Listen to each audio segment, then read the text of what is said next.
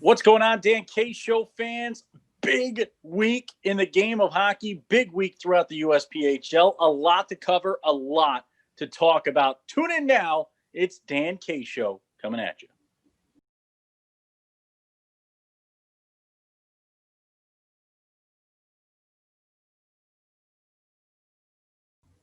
All right, Dan K Show fans, let's get right into it right away. No time to waste. Stop filling things with words. Stop making this take longer. Three things. Dan K's three things. Thing number one, I got to first of all start with just how great of a job all these teams, all these organizations, and the USPHL itself is doing across the nation right now, across, as Lucas calls it, USPHL nation, keeping games going, keeping players safe, keeping this season moving along. You saw that release from the USPHL, reaffirming its goal to put together a full, safe, and healthy season for all teams throughout the country. An incredible job done by the league. Thing number two, upset city. There were some big upsets. Both the number one and number two teams in our premier power rankings toppled this past weekend. We got to talk about that. Thing number three, IHC back atop the NCDC. Will they keep winning? They just beat the defending Dineen Cup champion Boston Junior Bruins. We have that to talk about as well. With that, I have to look to my figurative right, my right-hand man, my consigliere, the man who would be the center square if they revived Hollywood Squares but made it all hockey-related. Lucas Jones. What's going on, Lucas Jones? Oh, not much over here. I feel like I could step into partially the role of Bruce Valanche, but that's a lot of pressure to put on one guy. That was a charismatic center square, and also I think maybe dating both of us a little bit with that reference because 100%. There were some 04s in the top goals video this weekend, so none of these players have any idea. I never even knew what Bruce Valanche did other than Hollywood Squares. I still to this day. I think he was just the Hollywood Squares guy, which I don't know how that worked. Just, I mean, I guess if you got enough character and charisma, they'll let you do anything. Hey, that's why they let me have a show. Let's get into this hockey, Lucas. Let's get into it. I got to start first place when the top dog gets beaten right out of the power rankings race. You got to talk about it. And how about the Charleston Colonials in the Premier going out and splitting the weekend with our top-ranked Carolina Junior Hurricane side? Yeah, that is huge. We do not want to understate how big of a victory that is right now. We always talk about every team wants to go out and they want to dominate on a weekend, but really, you can go out and you can get these split weekends. It really shows how good of a team you are. And right now, the Charleston Colonials only 3 points out of first place in that Premier Division with an 8-8 record.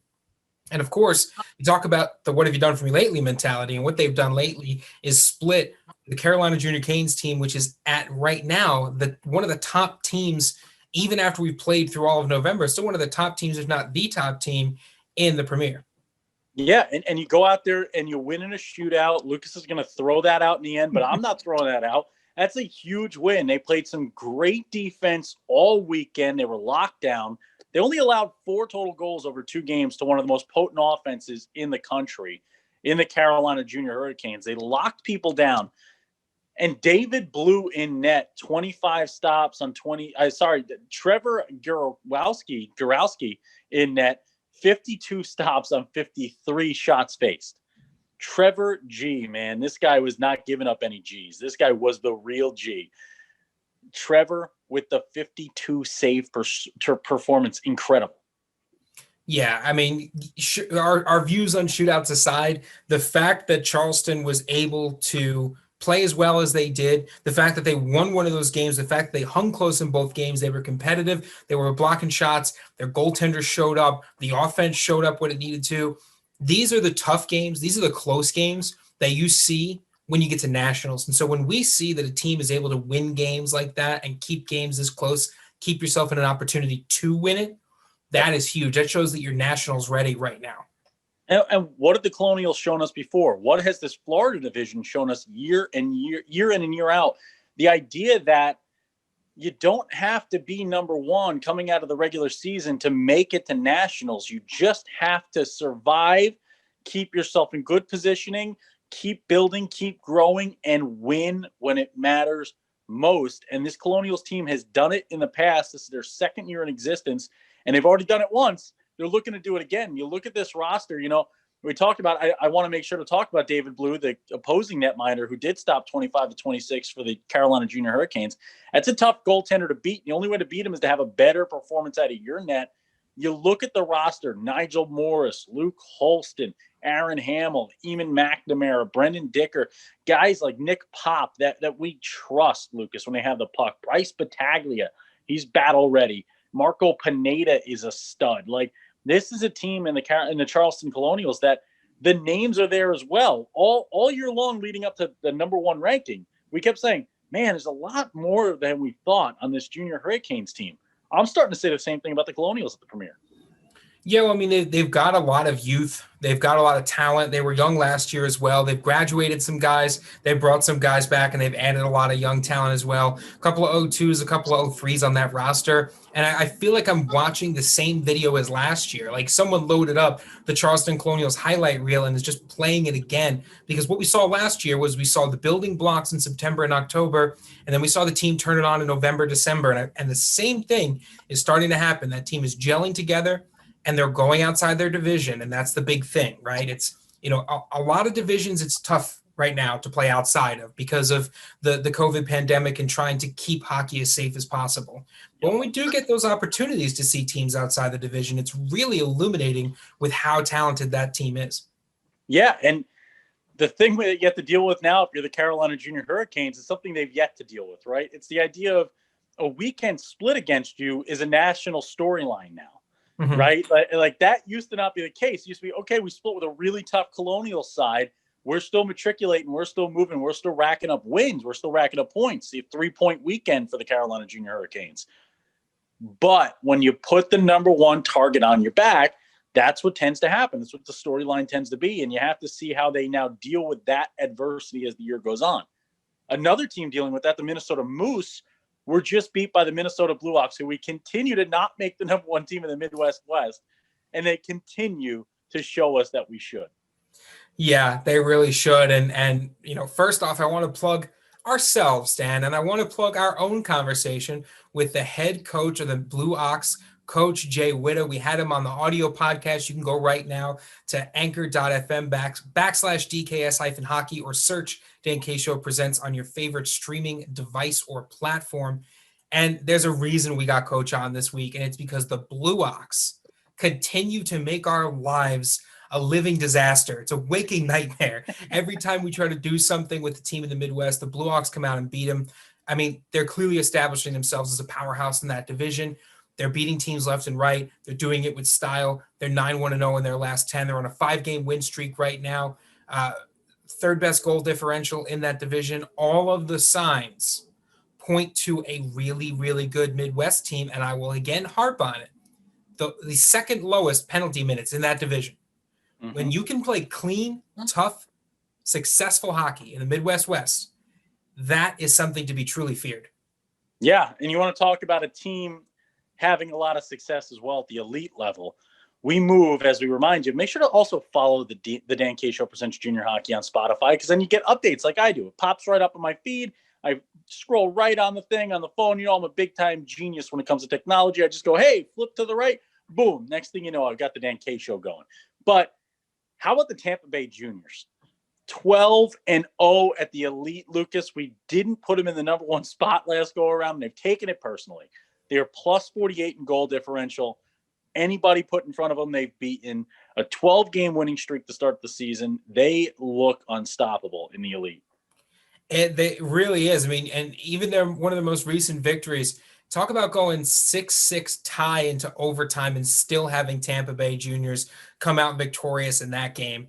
I mean, this is a team that continues to not just demand your respect, but then when you don't give it to them, they earn it from you. And I think that was one of the things we saw from them last year too, is this ability to go out to teams and say, okay, yeah, sure, come on.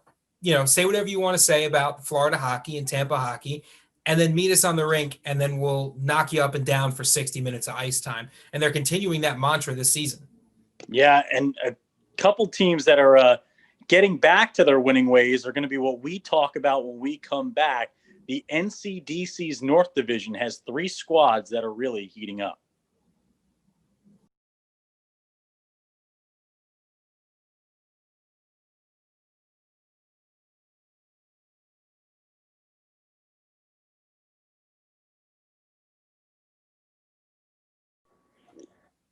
Welcome back, Dan K Show fans. It's time to get into the NCDC North Division here. And this is the division that it's been all over the place in terms of, it starting up, slowing back down, playing here, playing there, and watching these teams deal with adversity, battle through some moments of, long lapses in play or multiple games in a week.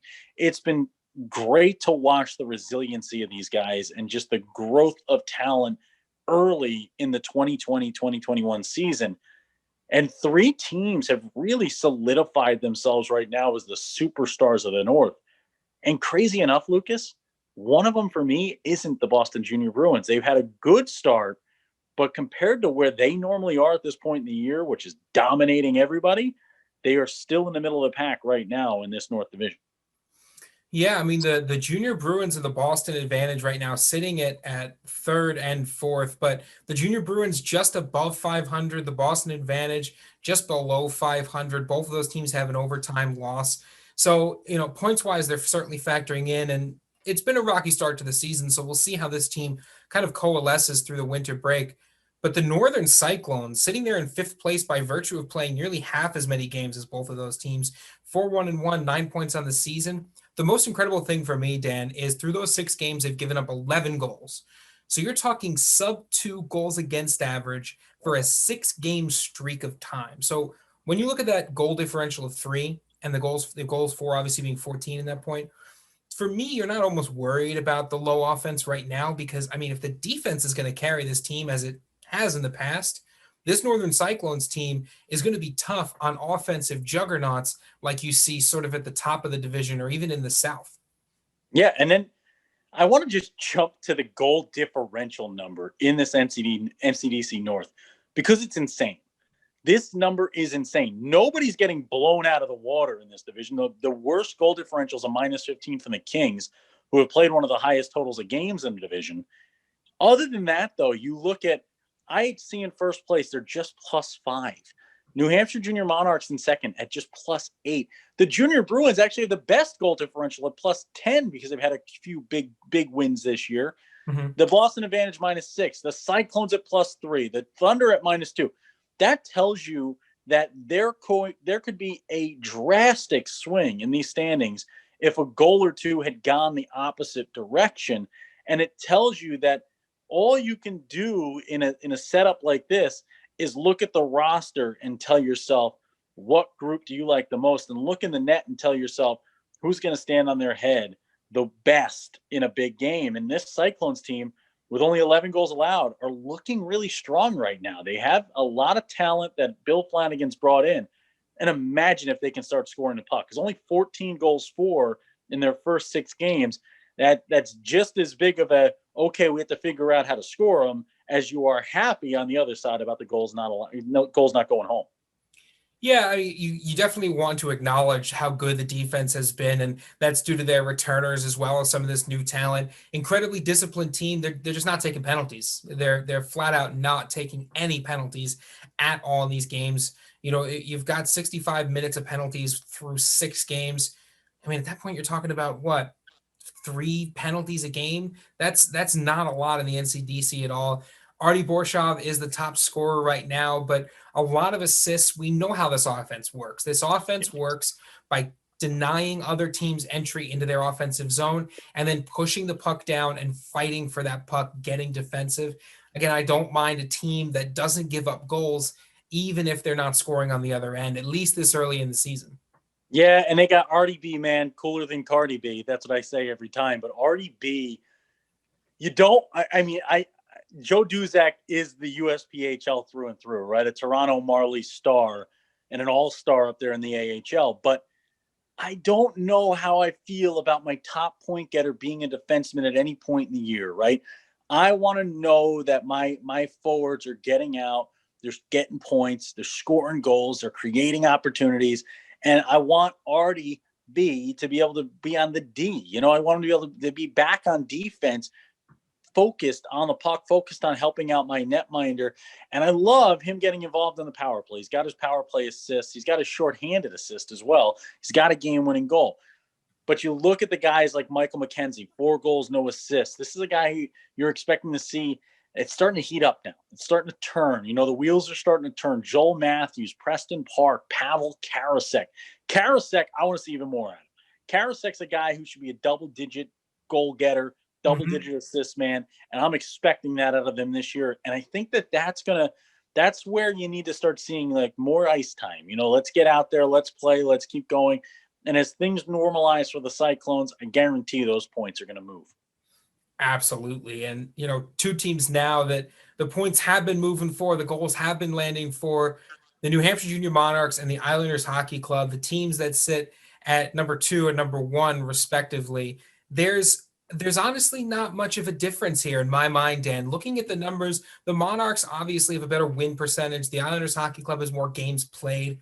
And I think one of the things that's interesting is looking at these teams together, their numbers are so similar. The goal differential is roughly the same.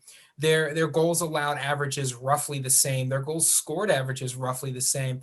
The Monarchs have just been getting the better of some matchups recently.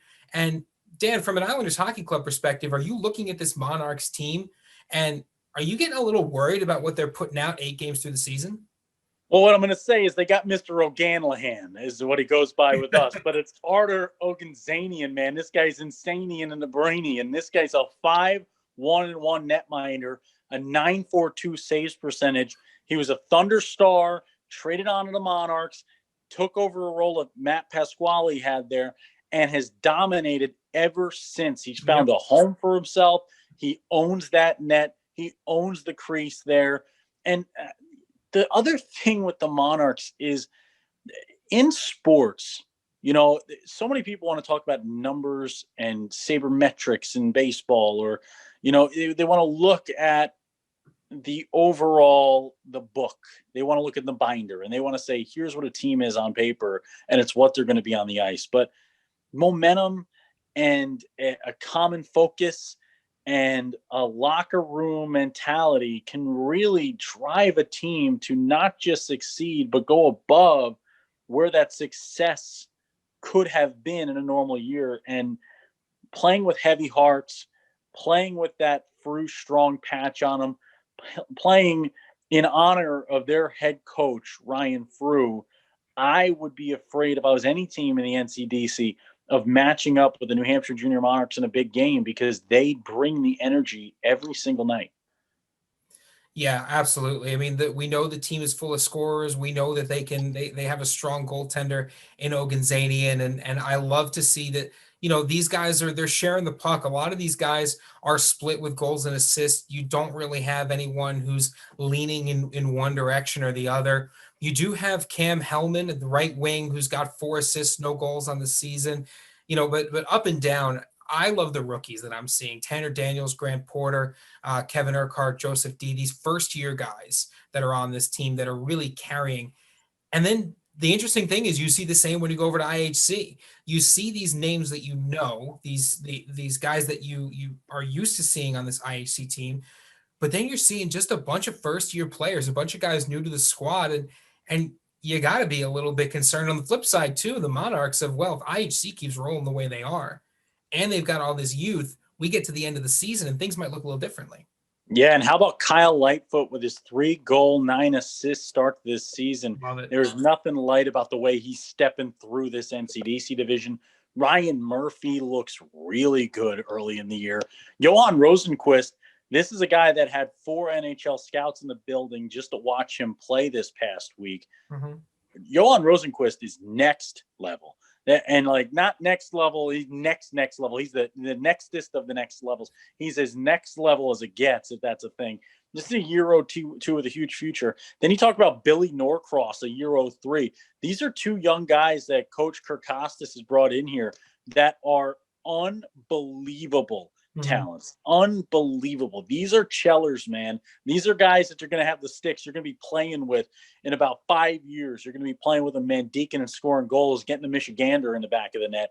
And I can't wait to see where their futures are going. And you look at the success of the guys around them: Teddy Griffin, Charles Kakuzo, Mike Krapinski, Matt Myers, Camber Ruby, Will Winship, who's going to win you a ship year in and year out. These guys can win hockey games. They are so darn good. And in net, there's balance right now, right? Jackson Irving, he's 1-2 with a 916. Jake Perrin, a name we know and love, 6-2 on the year. Ryan Nocerino's got a win for them. They've got a lot of net minding.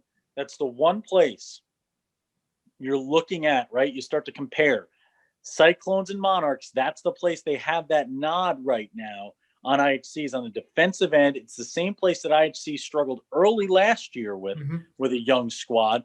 And now you're going to see what Coach K can do to really shore up the defensive attack and take this team over the hump. Yeah, I think it's going to be interesting. I think this is going to be one of those that we continue to watch with great interest. We're looking forward to seeing these two teams get a few more games under their belts. And, who knows, Dan, once we get to that winter break, that December-January swing, I have a sneaking suspicion that one of these two teams will have taken a clear lead over the other.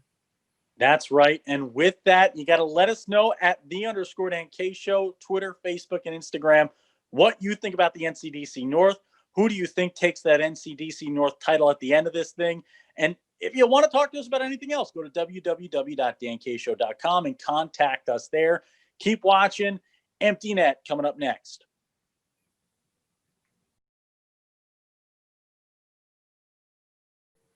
Welcome to the Empty Net, our favorite portion of each and every week's show, when we talk to you, the fan. And Lucas, the first place I got to start is kind of our recap of our week with Commissioner Bob Turo, the new commissioner of the USPHL, taking over the helm here. And I was absolutely floored and ecstatic after talking with him, man. Not just on the show, but we chatted a little bit before we went on the air, a little bit after. I'm just so excited for where this league's going.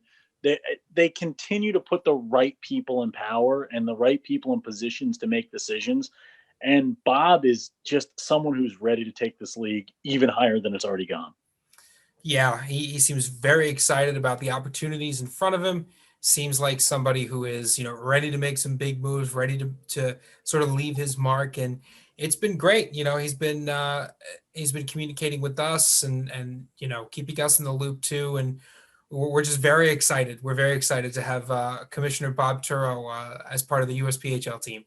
That's it, man. And this is a huge league to take over. So there's a lot to learn. So for him, within his first few weeks here in office, as you say, to take the time to sit down and talk with us, I mean, that was exciting for us just to get the lay of the land, where he's at and where he's going. And I can promise you, folks, the USPHL is going to the moon, back, refilling with fuel, to Mars. We're going to go everywhere. I don't know. I don't think the USPHL is a space agency, Lucas. I don't think we're doing SpaceX. Baby Yoda was on the shuttle thing. That was pretty cool. But this is some pretty big times here in the USPHL. Yeah, it truly is. And, we've had a bunch of teams send us stuff this week. We had the River Kings send us a couple of those goals. One of those goals made it into the top 5. The other one, a nice little tic-tac-toe pass goal that made it up onto the Twitter page. Remember, teams, you can send us your goals, your top plays, your top saves. The more you send us, the more we can put on the show. It's that simple. If you send us, just because we do a goals video, if your goaltender made a great save, send us the clip. Even just send us the timestamp and we'll go find it ourselves. The more we get to promote these players, the better off we are, the better off the league is.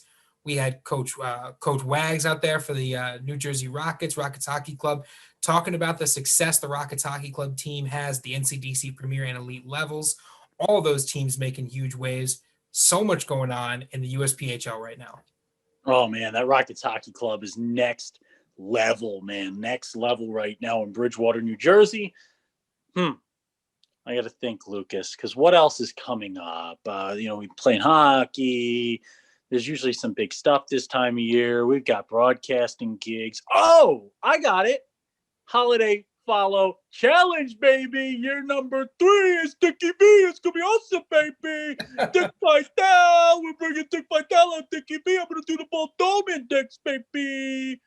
I'm sorry, everybody at home. I apologize for that. But we're not bringing Dick Vitale for real. But it is the Holiday Follow Challenge starting next week. You can vote for your team to get an exclusive trip from the Dan K Show out to your building. The Richmond Generals have won twice in a row. The Wisconsin Rapids River Kings won themselves the Cheese Curd Cup last year. Do you want your own cup? Do you want your own rivalry game? Do you want Dan K to wear a crazy suit themed after your team coming to your rink in Yellow Bunch while Lucas looks at him ashamed of what he's doing? You can have it. It's the Dan K Show Holiday Follow Challenge. Lucas, remind him how to vote. Well, it's real easy. You got to follow the Dan K Show one of 3 ways. You can follow us on Facebook, Twitter, or Instagram, all at @the_Dan K Show. Make sure you're following us because we can check. The votes don't count unless you follow the show. Once you have followed the show, make sure to leave a comment, send us a message, tweet at us, tell us where you want us to go, put #HolidayFollowChallenge. It's that simple. Tell us where to go. #HolidayFollowChallenge. Follow us, and you get 3 votes, 1 for each social media platform. You get a 4th, too, if you go to www.dankshow.com and contact us there with your vote.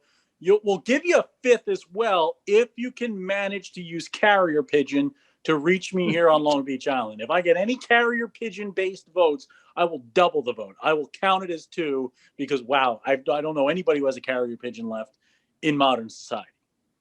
I mean, I think they should at least get 4 votes for the carrier pigeon.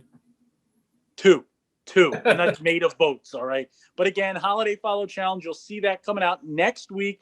Thanksgiving is always the kickoff date for the Holiday Follow Challenge. So get your turkey in your belly and get your votes on the social media pages. Tell your friends. Lucas, tell them what your parting words are. I got nothing either. I don't have anything clever. What am I, made of parting words? I don't know. We talked to Jay Witta this week. He's incredible. I love the Minnesota Blue Hawks. Michael Clough, man, he is absolutely incredible. Maslowski is oh, man, they are so good out there. They are fun to watch. Go watch the podcast. Go listen to it. Go listen to the audio podcast. Dan K's on the mic, always hockey night. I'm done. I've done my job. USPHL.com, EliteJRProfiles.com. Check them both out. And keep listening to the Dan K Show, watching the Dan K Show. Anything with Dan K on it, just go look at it. You know, if the voting trends hold, we are going to have to count a lot of votes this year because the voting almost doubles from year to year, generally speaking. It quadrupled last year. Oh, it did? Yes, we quadrupled the vote. The River Kings not only set the record for most votes for an organization, they also had more votes as a team than the entire voting the year before. We might be in trouble. A lot of counting. I get usually to 3 or 4 and I give up. So, Lucas, you've got everything after that. I'll have to break out the abacus.